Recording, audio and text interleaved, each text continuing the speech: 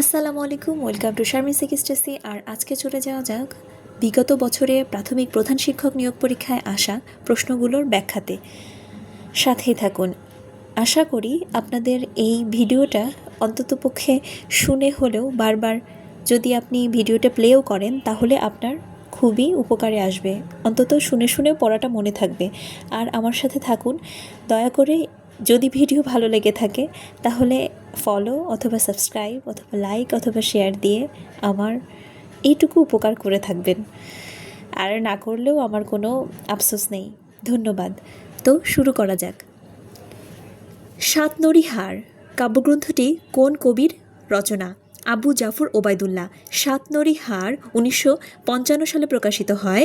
আবু জাফর ওবায়দুল্লাহ রচিত একটি কাব্যগ্রন্থ। এটি তার প্রকাশিত প্রথম কাব্যগ্রন্থ। এ কাব্যগ্রন্থের কবিতাগুলো অর্থনৈতিকভাবে শোষণের শিকার ও উৎপীড়ন। এখানে খেয়াল রাখেন কি কি বলছে ব্যাখ্যাতে। এই ব্যাখ্যাগুলো যদি ভালোভাবে পড়েন তাহলে দেখবেন যে কখনো কখনো ব্যাখ্যা থেকেও প্রশ্ন চলে আসে, কারণ হুবহু রিপিট প্রশ্ন খুব কমই হয়, কিন্তু ওই যে বিষয়টা থেকে অনেক সময় অন্য যে আনকমন বিষয়টি থাকে সেই বিষয়টি দেওয়ার চেষ্টা করে। আর তার আরেকটি বিখ্যাত কাব্যগ্রন্থ আমি কিংবদন্তির কথা বলছি। এই কাব্যগ্রন্থটিও অনেকবার প্রশ্নে এসেছে, বিগত বছরের প্রশ্নগুলোতে। আচ্ছা, 23 নম্বর তৈলচিত্র উপন্যাসটি কার রচনা? উপন্যাসটি আলাউদ্দিন আল আজাদ রচিত 23 নম্বর তৈলচিত্র। 23 নম্বর তৈলচিত্র 1960 সালে প্রকাশিত হয়। আর আলাউদ্দিন আল আজাদ বিখ্যাত মনস মীক্ষা বিষয়ক উপন্যাস। আচ্ছা, মনোসমীক্ষা বিষয়ক উপন্যাস। অনেক সময় পড়তে গেলে অনেক কিছুই, অনেক শব্দ আমাদের কাছে কি মনে হয়, অচেনা লাগে, তো একটু বাধাগ্রস্ত হতে পারে। দয়া করে আমার ভুল ত্রুটি ক্ষমাসুন্দর দৃষ্টিতে দেখবেন। আচ্ছা, এরপরে দেখা যাচ্ছে 1977 সালে এই উপন্যাস থেকে বসুন্ধরা নামে চলচ্চিত্র নির্মাণ করেন সুভাষ দত্ত এবং এটি জাতীয় চলচ্চিত্র পুরস্কার পায়। এটি বুলগেরিয়ান ভাষায় অনুদিত হয়েছে। বিজয় নাটকটির রচয়িতাকে?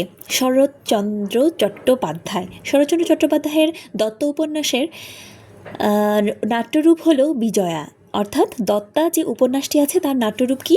বিজয়া।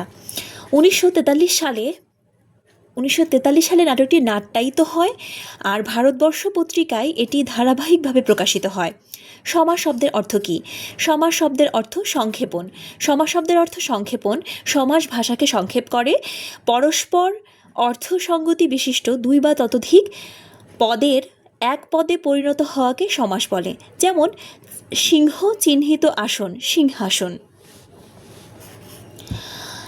যে সমাসে পূর্ব পদের বিভক্তির লোপ হয় না তাকে বলে অলুক সমাস।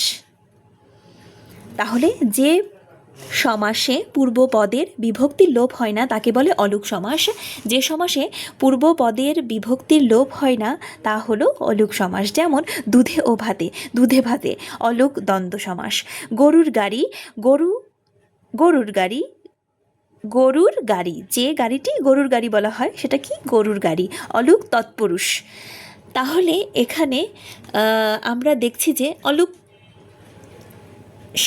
সমাসের কয়েকটি প্রকার রয়েছে, সেগুলো আমরা চাইব যে পাঠ্য বই যেটা আছে বোর্ড বই সেখান থেকে আমরা পড়ে ফেলার চেষ্টা করব। মাথায় পাগড়ি যার, মাথায় পাগড়ি, অলুক বহুব্রীহি। তিনি চোখে দেখেন না, বাক্যে চোখে কোন কারক? করণ কারক। বাক্যে ক্রিয়া সম্পাদনের যন্ত্র সহায়ক বা উপায়কে করণ কারক বলে। তিনি চোখে দেখেন না, বাক্যে চোখ হলো দেখার জন্য সহায়ক উপাদান, তাই এটি করণ কারক। আচ্ছা, আরও উদাহরণ রয়েছে। শিকারি বিড়াল গোফে চেনা যায়, আমারই সোনার ধানে গিয়েছে ভরি। অর্থে অনর্থ ঘটে। এখানে দেখা যাচ্ছে যে শিকারি বিড়াল গোফে চেনে না, গোফে কী কারক? করণ কারক। আমারই সোনার ধানে গিয়েছে ভরি, এখানে ধানে কী কারক? করণ কারক। অর্থে অনর্থ ঘটে, অর্থে কী কারক? করণ কারক। তাহলে তিনি চোখে দেখেন না, এখানে চোখে হচ্ছে করণকারক, আর করণকারক হচ্ছে বাক্যে ক্রিয়া সম্পাদনের যন্ত্র সহায়ক বা উপায়কে করণকারক বলে। আমার গানের মালা আমি করব কারে দান, বাক্যে কারে শব্দটির কারক ও বিভক্তি কোনটি? কর্মে সপ্তমী। যাকে আশ্রয় করে ক্রিয়া সম্পাদন করে তাকে কর্মকারক বলে। বাক্যে ক্রিয়াকে কি বা কাকে দ্বারা প্রশ্ন করলে উত্তরে কর্মকারক পাওয়া যায়। আমার গানের মালা আমি করব কারে দান, বাক্যে কারে কর্মকারক এবং এ বিভক্তির নিয়মানুসারে সপ্তমী বিভক্তি এ বিভক্তিটি। শুদ্ধ বানান কোনটি? এখানে দেখা যাচ্ছে যে সঠিক উত্তরটি দেয়া নেই শুদ্ধ বানানের, কিন্তু নোটে বলা হয়েছে প্রদত্ত উদাহরণে কোনো শব্দই শুদ্ধ বানানের নয়, শুদ্ধ বানান হবে নিমিলিত। দন্ত নয় রস্যি, ম দীর্ঘি, লয় রস্যি, ত নিমিলিত।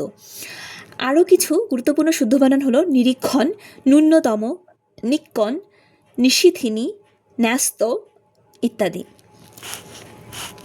আর একটা শুদ্ধ বানানের প্রশ্ন রয়েছে, সেটা হচ্ছে কি গৃহিণী।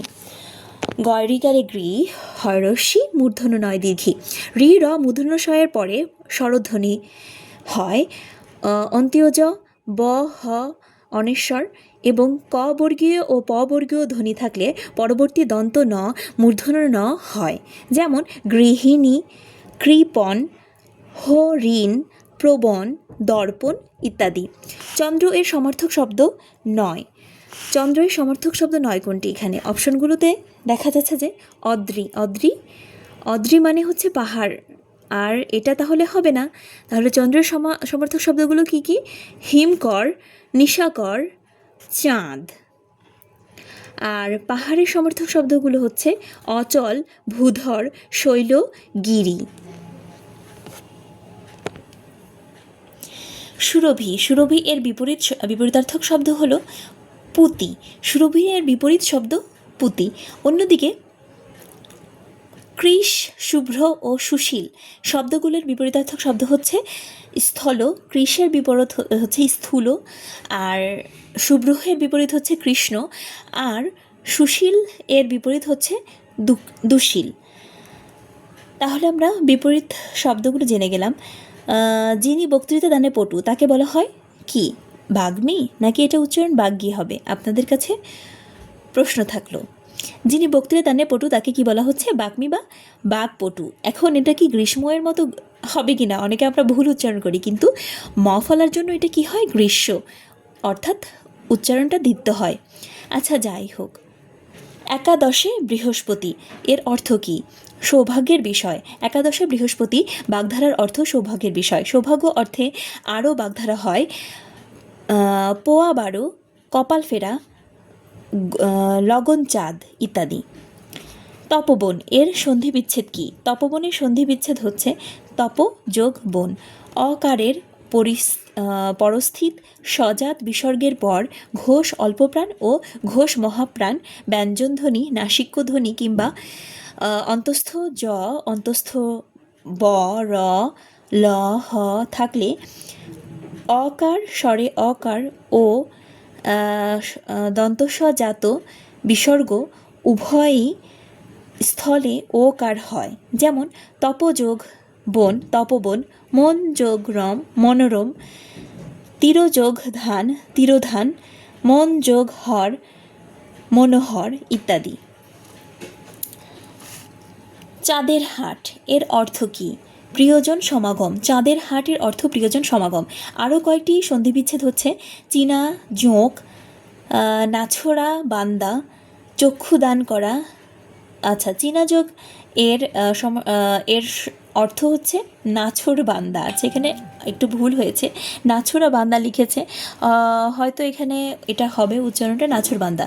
চক্ষু দান করা মানে হচ্ছে চুরি, চোরাবালি, প্রচ্ছন্ন আকর্ষণ, চুনোপুটি, সামান্য লোক। তাহলে আমরা এইগুলোর অর্থগুলো জানলাম। আজকের মতো বাংলা অংশ এটুকুই। আমরা আবার আরেকটি বিষয় নিয়ে আরেকদিন ব্যাখ্যা সমাধান নিয়ে হাজির হব। সে পর্যন্ত সবাই ভালো থাকবেন, আর আমার জন্য দোয়া রাখবেন। আপনারাও ভালো থাকবেন, সুস্থ থাকবেন। ফি আমানিল্লাহ। আল্লাহ হাফেজ।